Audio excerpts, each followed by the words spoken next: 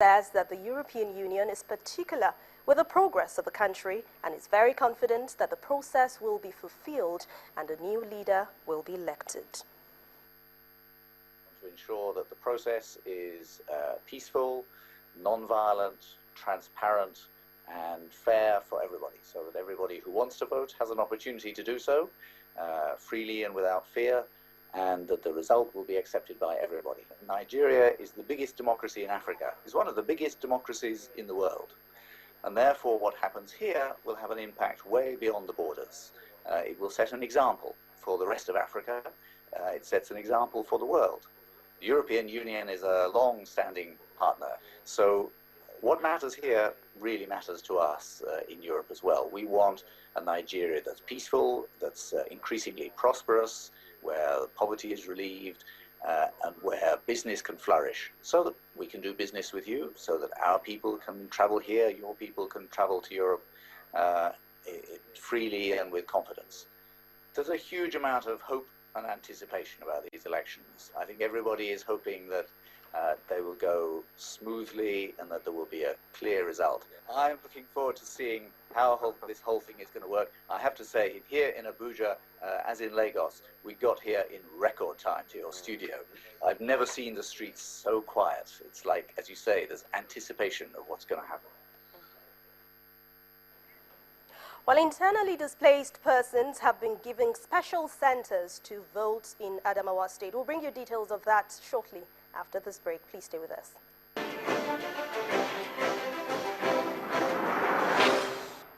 Welcome back. Don't forget that all our top stories can be found on our website, channelstv.com, and on youtube.com/channelsweb. Do visit m.channelstv.com to view us live on your mobile device. You can also download the Channels TV app for Android, iOS, and Windows phones from their respective stores. And after you are done with that download, we urge you to please interact with the channel's Eyewitness feature on our Android, iOS, and Windows 8 platforms. If you have pictures or videos to share with us, just tap the application on your device, swipe to reveal the Eyewitness menu, and follow the instructions. Well, INEC says that internally displaced persons from Michika and Madagali local government areas in Adamawa will cast their votes in designated centers in Yola, the state capital. The Resident Electoral Commissioner of INEC in Adamawa, Mr. Abba Yusuf, told journalists that the commission was yet to receive security clearance from the Nigerian army to conduct elections in the two communities. He adds that people of Madagali will cast their votes in designated special polling units situated in Modibo, Adamawa University of Technology, Yola.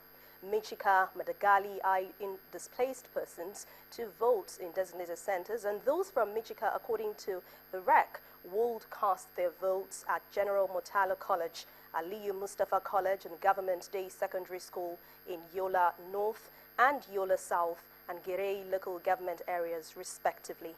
He adds that the Commission has recruited and trained 13,304 ad hoc staff for the conduct of elections, and that INEC has distributed 1,388,000 permanent voter cards, representing 88.1% of 1,529,636 million voters registered in the state. Well, just as promised, the stronghold of Boko Haram has been broken up, paving the way for Nigeria's eagerly awaited 2015 polls, and that's on security.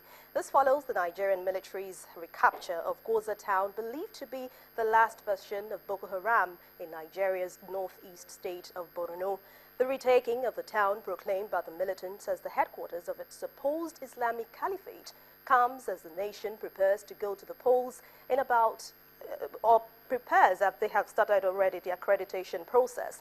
The Director of Defense Information, Major General Chris Olukolade, who made this announcement yesterday, said the Nigerian troops had engaged the militants in a fierce battle before recapturing the town. Our correspondent, Amaka Okafo, reports.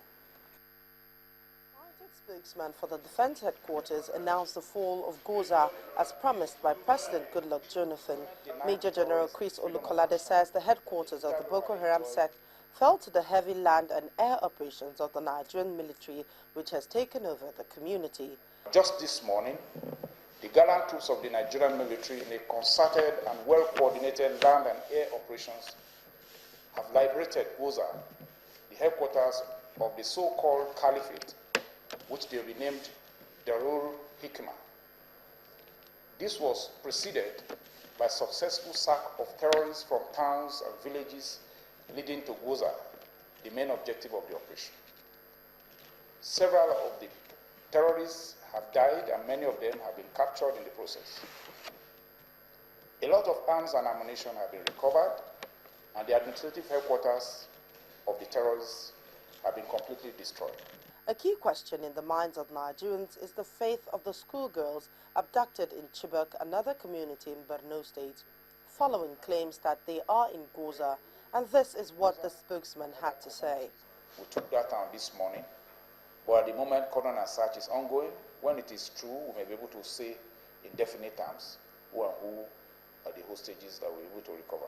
He says even though the capture of Goza is significant to the operations, efforts are still ongoing in collaboration with Nigerians' allies to recapture more communities along the borders.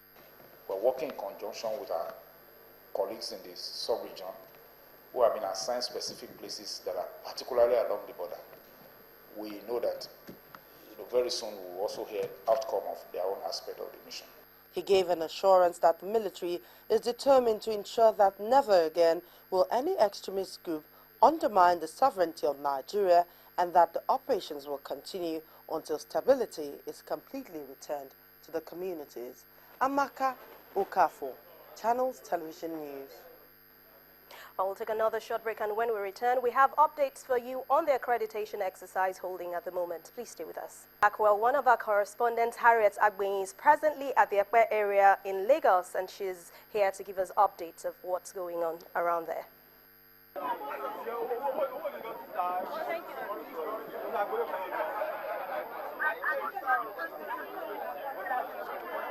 thank you very much. And of course, behind me, I'm at Imale Talafe in Ibeju Lekki. It's a community that's quite large. From what you see behind me, the officials here have tried to make accreditation relatively easy. So they've tried to split the people with initials from A to I, then from J to C, to make it easy. But still, the process is very, very tasking. Tempers are flaring, everybody's getting agitated, the time is ticking, it's almost close to the time for them to start voting, and they're yet to get accreditation. Just like most of the polling units that we went to this morning, we noticed that they had issues with their card reader, but that wasn't the problem here, because they've tried to work around it. How? They've got buckets of water, they've got spirit, they've got cotton wool, they've got everything to try to make sure that they clean the fingers properly to be able to use the card reader. But the process is still very arduous and it's still very slow. The voters here are agitating, and even the voters that we met at Ekpe, the other polling units in Ekpe, were also very, conscious about what was going on, very excited about the process of being able to do accreditation, very excited about the process of being able to vote, but still they want to get their accreditation done. We'll continue to monitor the situation around the Ekpe, Ibeju Lekki, and forward into Lekki as well, and report back to you. So it's back to you and the studio. All right, thanks a lot, Harriet. I bet to get more details as the bulletin goes on. Well, that's all we can bring you on News Track at this moment. Thank you so much for watching. I'm Anne Mwawode. We'll head back very shortly to the Nigeria 2015 studios.